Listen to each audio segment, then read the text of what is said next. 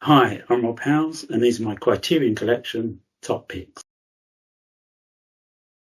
My first choice is the black and white classic by Wim Wenders, Wings of Desire. It's filmed from the perspective of angelic beings that watch people go about their everyday lives, but they're like the observer, they're unable to interact with them. It shows a lot about what's important in life. I think it's a really good film. It's a lovely film. Next up is Nick Roeg's The Man Who Fell to Earth. This is another displaced observer. This time it's David Bowie as the alien who's stranded on Earth and succumbing to its addictions. Every scene is filled with meaning and ambiguity, and it's in the sound and in the visuals, in the montages and the dialogue, and there's layers of meaning in there. I saw this film when I was very young, and it made me realise that film could really be an art form.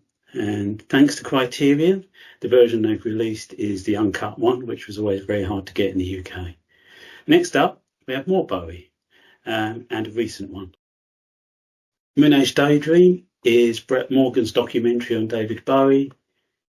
I think it confused some people when it first came out because it's not a straight up biopic. It's more about his creative integrity and his drive to tear himself down and rebuild himself over and over in search of something new and new ways to express himself through music and through lyrics and ideas.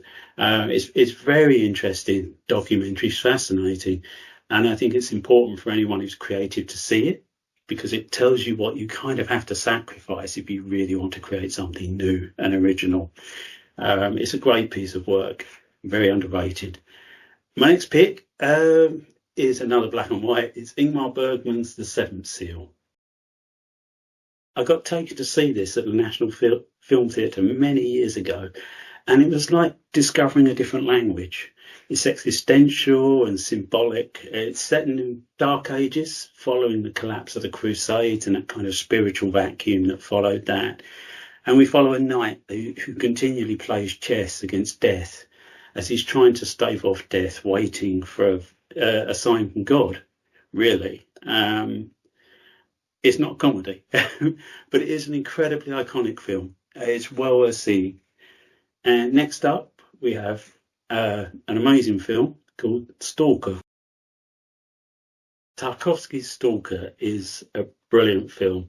I watched it with my father when I was quite young, and it was magical. It was kind of philosophical and weird and science fiction and quite open-ended. And when it finished, my dad sort of leapt out of the chair and said, "What the bloody hell was all that about?" And anything that makes your dad do that is got to be worth seeing. It's a brilliant film. I love Stalker. Now, my final pick. Giuliani Scarzi, directed by Godfrey Reggio. The title means Life Out of Balance. There's no dialogue or plot as such in this film. It's a collage comparing, contrasting the modern kind of hyper-technology age that we live in and the speed of that with the impact we have on nature, the impact and the demands that makes on nature in order to provide us with the things we take for granted. It has an incredible Philip Glass soundtrack. It's very rare that sound and visuals merge together so well. It's deeply moving, kind of meditation, because there's no dialogue. You just sit with it and you remain impassive. You're still the viewer, and in that we kind of come full circle.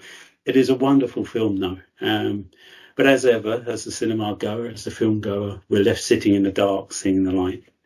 I'm Rob Howells. This is my Criterion Collection. Thanks for watching.